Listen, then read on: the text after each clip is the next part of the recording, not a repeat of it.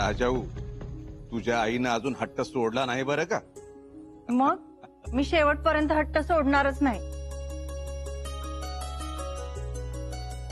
आई, अगं खरंच युवराजांना वेळ नाहीये.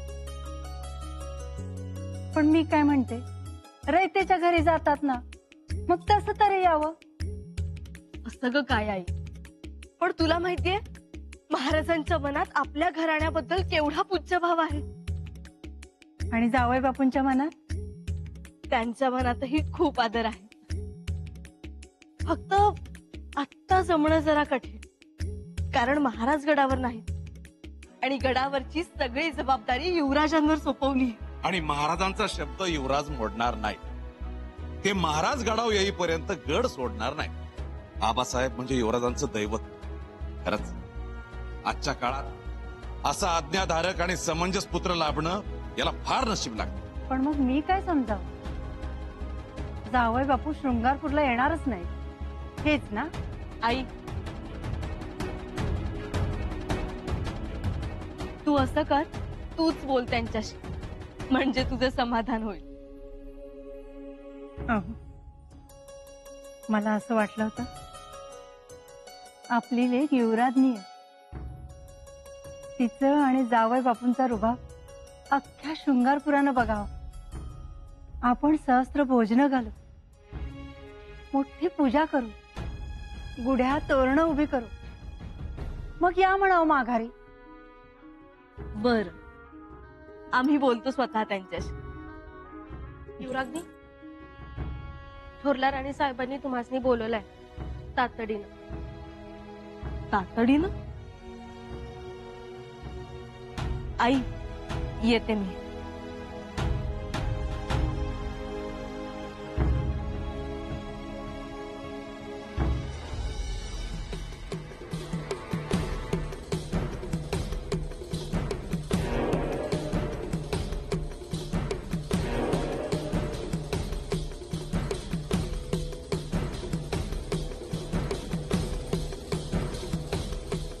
शक्य नाही आबा. शंभूराजे, माफी असावी आबासाहेब, पण ही गोष्ट आपण आम्हाला सांगितलीच कशी? आबासाहेब, आमच्याकडून ही अपेक्षा करू नये. तुम्हाला करावं लागेल, आम्ही सांगतो आहोत म्हणून. नाही आबासाहेब, शक्य नाही हे. हा आमचा आदेश आहे. माफी असावी आबासाहेब, परंतु हा आदेश आम्ही पाळू शकणार नाही. आबा, प्रसंगी इतर कोणतंही अग्निदिव्य करायला सांगा, ते आम्ही करू, पण हे शक्य नाही. शंभूराजे, आबासाहेब, तुम्हाला ठावे आहे, मृत्यूच्या दाढेतही जाऊन आलोय आम्ही. तुमच्या शब्दाखातर मृत्यूलाही कवटाळू, पण ही गोष्ट शक्य नाही. आमचा आदेश आजवर कोणीही मोडलेला नाही.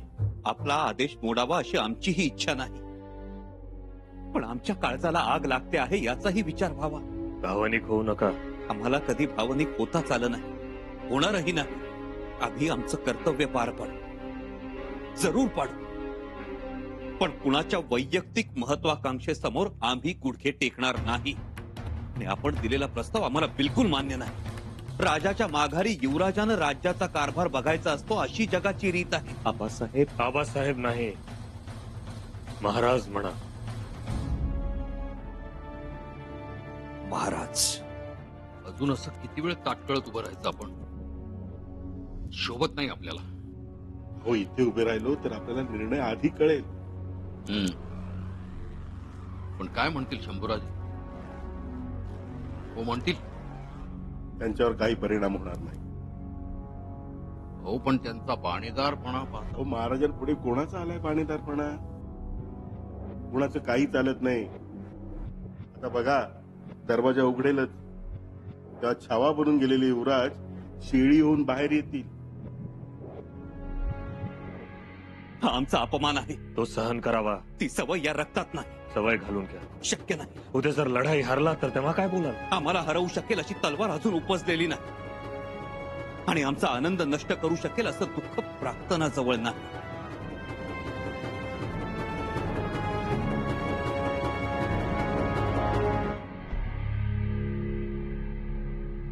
तुम्ही खरं सांगताय? हे खरंच सांगतोय आम्ही. आमचा विश्वास नाही बसत यावर. आमचाही बसला नसता. परंतु हे सगळं आम्ही स्वतःच्या डोळ्यांनी बघितलं. युवराज महाराजांसमोर एवढा मोठ्यानं बोलत होते. अरे देवा, चिडणं समजू शकतो, पण महाराजांसमोर हे असं? अहो, ही तर अबाध्य आहे. आम्ही तर जागेवरच शिजलो होतो. काय करावं काय करू नये काही कळेच ना आम्हाला. नाही मातोश्री, काहीही झालं तरी युवराज महाराजांना उलट बोलणार नाही.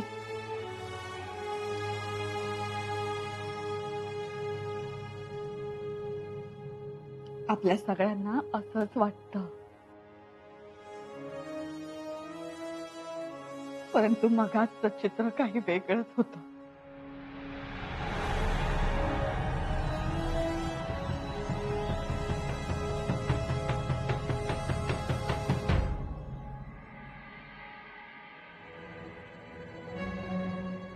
आम्हाला की नाही, आम्हाला दोघांची फार काळजी वाटते. मातोश्री, आमच्या तर हातापायाला घाम सुटलाय. दक्षिण मोहीम डावलल्याचा राग असेलही त्यांच्या मनात, पण राग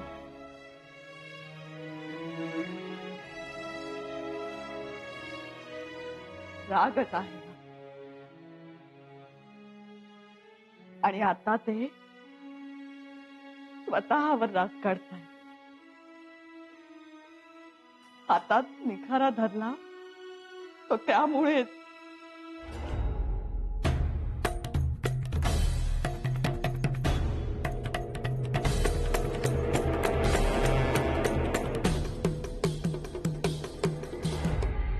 मातोश्री, आम्हाला तुमचं सगळं मान्य आहे. अहो, पण म्हणून महाराजांशी चढ्या आवाजात बोलणं योग्य दिसतं का? आणि मुळातच युवराजांना न घेऊन जाण्यामागची भूमिका युवराजांनी समजून घ्यायला हवी होती.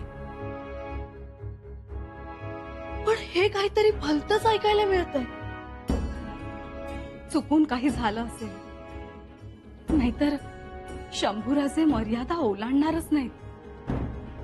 पित्या पुत्राचं नातं म्हणजे लोण्यासारखं मऊ. कधी गैरमेळ नाही, कधी गैरसमज नाही. पित्याने बोलून दाखवावं आणि पुत्राने ते करून दाखवावं. पित्याने इच्छा व्यक्त करावी आणि पुत्राने ती पूर्ण करावी.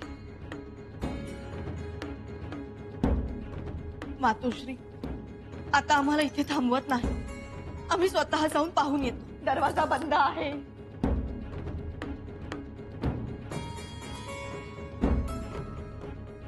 दरवाजा बंद आहे. आम्ही गेलो होतो. वर्दी न देता दिवाज मोडला आम्ही. आपलंच आमचं. एवढ्या कौतुकाने स्वयंपाक केला. गडावर पाहुणे आलेत. आता काय हो करायचं?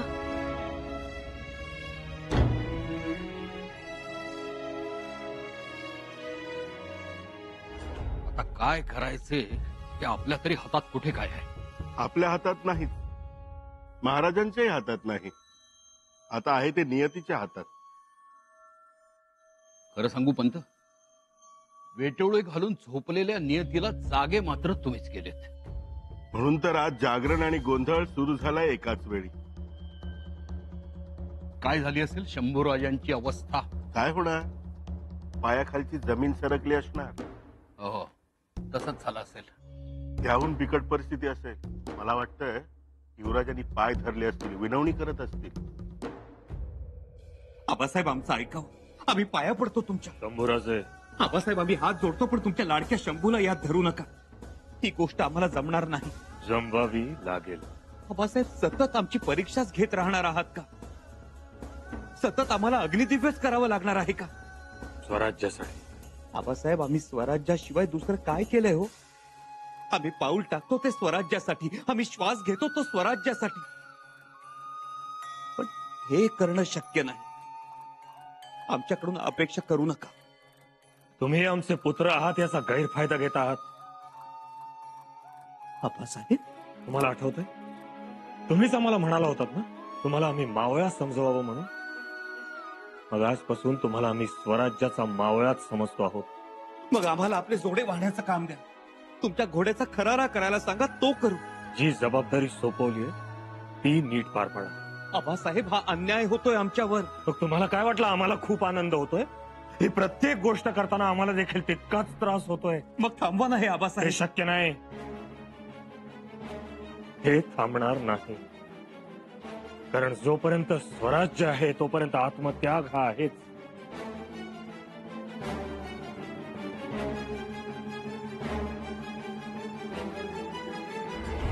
आबासाहेब, ज्या प्रेमावर आमचं आयुष्य उभं आहे त्या प्रेमालाच खणती लागली तर आम्ही जगू शकू नाही. आबासाहेब, आबासाहेब, आम्हाला समजून घ्या. भानावर या शंभूराजे, तुम्ही आबासाहेबांसमोर नाही तर छत्रपतींसमोर उभे आहात.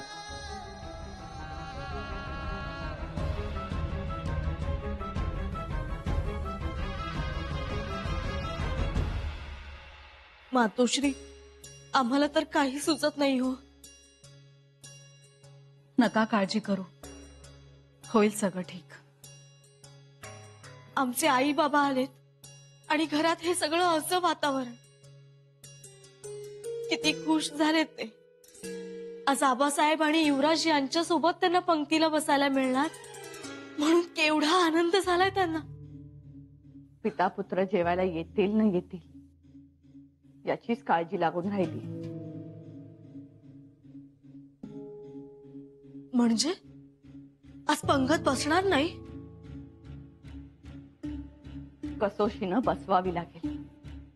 थोरल्या बाईसाहेब, हे बरं आहे का? पण नाही, पाहुण्यांना समजलं तर काय वाटेल त्यांना? मातोश्री, आम्ही काय म्हणतो, आम्ही जाऊन येतो महाराजांच्या महाली. आणि जो बेबनाव सुरू आहे त्यास थांबवतो. युवराजांना फार तर शांत राहायला सांगतो आणि दोघांनाही जेवणासाठी घेऊन येतो. त्याचा काही उपयोग होईल असं वाटत नाही आम्हाला. परंतु प्रयत्न करायला काय हरकत आहे? हरकत काहीच नाही. परंतु या अशा वेळी काही बोलणं म्हणजे हस्तक्षेप करणं आणि ते योग्य दिसत नाही. त्यांच्यातील धुमस बाहेर पडू दे. दोघंही आपोआप शांत होते. मातोश्री, पण हे सगळं केव्हा थांबणार? आम्ही आई बाबांना काय सांगू? थोरल्या बाईसाहेब, सूनबाईंना जाऊ दे. नाही म्हणजे त्यांच्या जाण्याने जर पिता पुत्र शांत होणार असतील तर चांगलंच आहे. असं म्हणताय?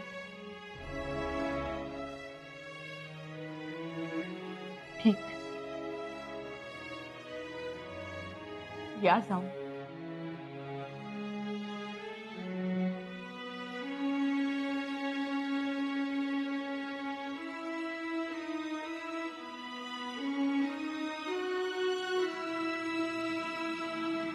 पंत, माझा आपला एक अंदाज, महाराज युवराज यांची समजूत काढणार. अहो, तेच तर हवंय आपल्याला. युवराजांची समजूत निघाली की आपले अर्धे काम झालेच म्हणून समजा. अहो पंत, आजवर महाराजांनी मनात आणलंय आणि ती गोष्ट झाली नाही असं कधी झालंय? मग माफी असावी आबासाहेब. कोणत्याही परिस्थितीत ही गोष्ट शक्य नाही. शंभूराजे, नाही आबासाहेब, हे होणार नाही. आम्हाला बाकी सगळ्या गोष्टी मान्य आहेत, पण ही गोष्ट अमान्य आहे. शंभूराजे, बसा बसा. आबासाहेब, जी गोष्ट आम्ही मान्यच करू शकत नाही ती गोष्ट का सांगतात आम्हाला? आबासाहेब, आमच्या मनाचा विचार करा. या सगळ्यात आमची अप्रतिष्ठा होईल. शिवाय वर्षानुवर्ष जो शूर बच्चा आम्ही काळजाच्या कप्प्यात जपून ठेवलाय त्याचं काय? स्वराज्याचा विचार करा. स्वराज्याचाच तर विचार करत आलो आम्ही आतापर्यंत. आपण सांगितलं, आम्ही केलं, पण ही गोष्ट आम्ही करू शकत नाही. हे म्हणजे आमच्या हातात घास आणि मानेत बुक्की. बाबासाहेब, सुखाचा घास नाहीच का हो आमच्या नशिबात? शंभूराजे, राजकारण समजून घ्या. तुम्ही तुमचं शंभू समजून घ्या. सगळ्या गोष्टी एकत्र चालून आल्या, घेरले जाऊ आपण. आवडेल आम्हाला, पण तुमच्यापासून दूर फेकू नका. आमच्या शब्दाला काहीच किंमत नाही. आमच्या भावनांनाही किंमत आहे, समजून घ्यावं आपण. ही छत्रपतींची आज्ञा समजावी. माफ करा, ही आज्ञा आम्ही पाळू शकत नाही. मग आमचा पुढचा प्रवास सुखाचा नसेल. पण त्यासाठी आम्ही दुःखाची ही वाट चालू इच्छित नाही. शंभूराजे, तुम्ही सक्षम आहात, समजून घ्या. सहनशक्ती संपली आमची. माफ करा आबासाहेब. शंभूराजे, मस्तक धडा वेगळं करण्याचा अधिकार आहे तुम्हाला. आम्हीच बनवलेली तलवार घ्या आणि चालवा आमच्या मानेवर. तिचा तिखटपणा तुम्हालाही कळू द्या आणि आम्हालाही. मोहिमेआधीच पारख होऊन जाऊ द्या तिची. शंभूराजे, हे काय बोलतात तुम्ही? आबासाहेब, वीज रत्नमालेसारखी चमकत असली तरी तिला कुणी कंठात घालत नाही. या सगळ्यानं तुमचं राजकारण साधलं जाईल, पण त्यासाठी करावा लागणारा प्रपंच आम्हाला शिरोधार्य नाही. स्वप्नातही विचार करू शकत नाही आम्ही त्याचा. आबासाहेब, थांबवा हे. आम्ही सहन करू शकत नाही.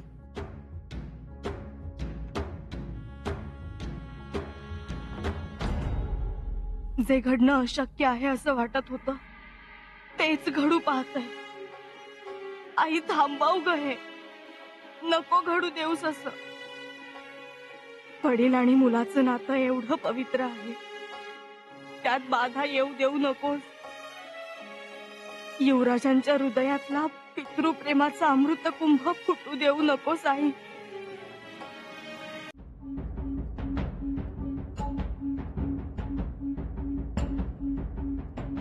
पुरे झाले हे अस्वस्थ चाळे, पीठ आला आता. हो, पण पंच, मला हा ताण तणाव असह्य झालाय.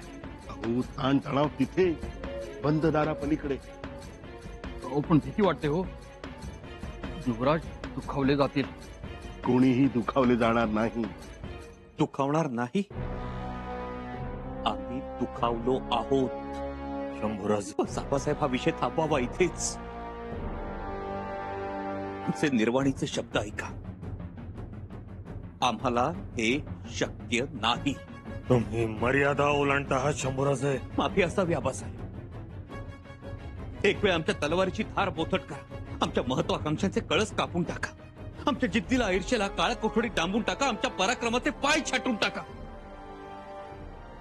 पण हे करू नका. आम्ही सहन करू शकत नाही. आई भवानी, सूनबाईंना तरी यश येऊ दे. थांबवण्याचं बळ मिळू दे त्यांना.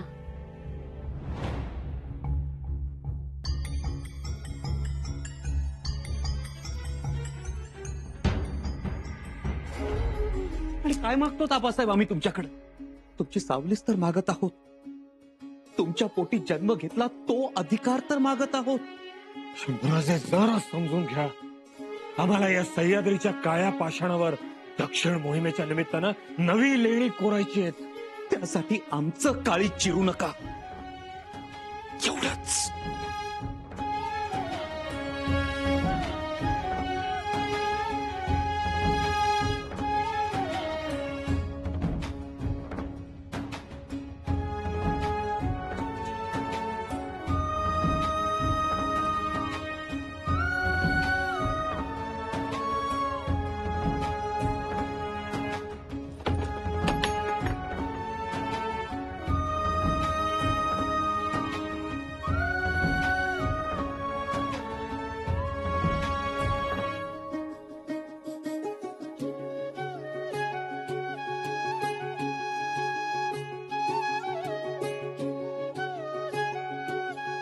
आबासाहेब, एकांत